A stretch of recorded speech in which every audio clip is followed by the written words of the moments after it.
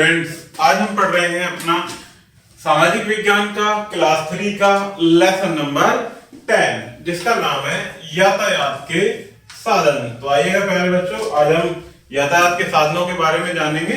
तो शुरू करते हैं। पुराने समय में लोग समूह बनाकर रहते थे, अर्थात एक जगह इकट्ठा रहते थे। वे ऐसे स्थान पर रहते थे जहां उन्हें भोजन और जल आसानी से मिल सकते थे। इस प्रकार उनकी आवश्यकताएं कम थी, अतः उन्हें एक स्थान से दूसरे स्थान पर जाने की आवश्यकता कम ही पड़ती थी। परंतु विज्ञान की प्रगति के साथ साथ लोगों की आवश्यकताएं बढ़ती चली गई और इसके साथ साथ उन्हें एक स्थान से दूसरे स्थान तक जाने तथा कच्चा और तैयार सामान एक स्थान से दूसरे स्थान तक भेजने के लिए यातायात के साधनों की आवश्यकता होने लगी। आज हमारे पास विभिन्न प्रकार के यातायात के साधन जैसे ट्रक, कार, बस, रेलगाड़ी, पानी की नाव और पानी के जहाज और हवाई जहाज इत्यादि हैं। यातायात के इन सभी साधनों का मुख्य 3 श्रेणियों में बांटा जा सकता है, जिसमें पहला है थल यातायात, जल यातायात और वायु यातायात। तो आइएगा प्यारे बच्चों, इनको हम एक एक करके 1 बाय 1 पढ़ेंगे और इनके बारे में जानेंगे। सबसे पहले देखते हैं थल यातायात।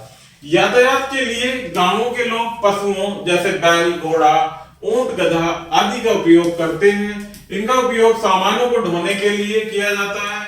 आज अधिकांश गांव सड़कों के किनारे माध्यम से बाजारों और कस्बों से जुड़ चुके हैं, अतः लोग एक स्थान से दूसरे स्थान तक जाने के लिए बस, कार, स्कूटर, मोटरसाइकिल तथा रेलगाड़ी आदि का प्रयोग करने लगे हैं। नगरों और कस्बों में पक्की सड़कें होती हैं।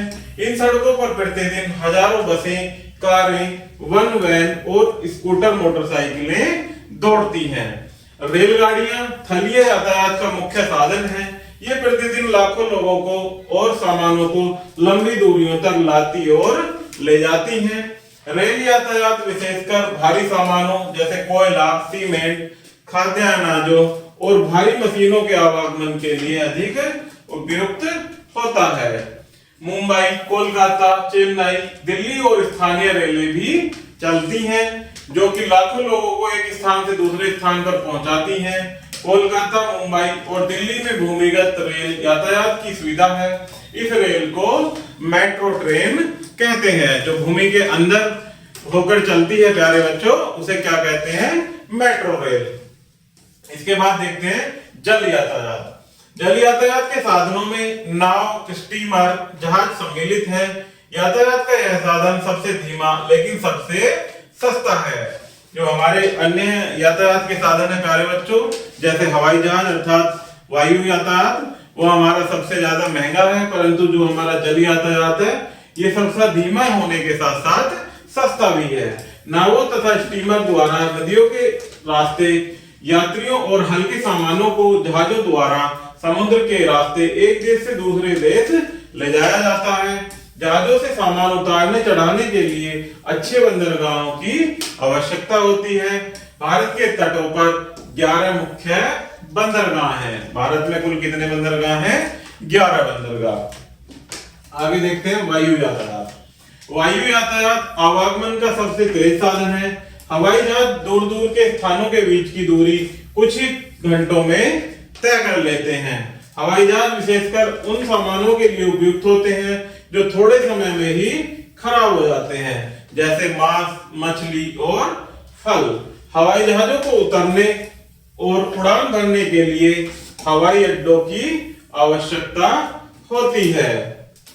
मुंबई, चेन्नई, दिल्ली, कोलकाता, अमृतसर, तिरुवनंतपुरम आदि भारत के अंतरराष्ट्रीय हवाई अड्डे हैं। हेलीकॉप्टर भी यातायात के अच्छे साधन हैं।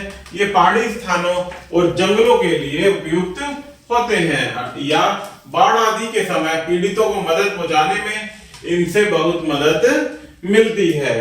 यातायात के सभी साधन हमारे लिए महत्वपूर्ण हैं। ये हमारा समय बचाते हैं। तो आगे प्यारे बच्चों, इसमें कुछ महत्वपूर्ण बिंदु दिए गए हैं जिनको हम 1 बाय 1 पढ़ेंगे। तो इसमें पहला है कि हमें एक स्थान से दूसरे स्थान तक जाने के लिए यातायात के साधनों की आवश्यकता होती है। यातायात के साधन हमारा समय बचाते हैं। भारत में सड़कों का जाल बिछा हुआ है। नाव स्टीमर और जहाज जल यातायात के साधन है।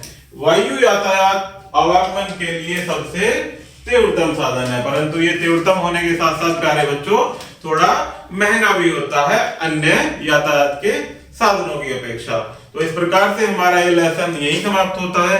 आशा करता हूं कि आपको यह वीडियो जरूर पसंद आई होगी, तो चैनल को लाइक एंड सब्सक्राइब जरूर कीजिएगा। धन्यवाद।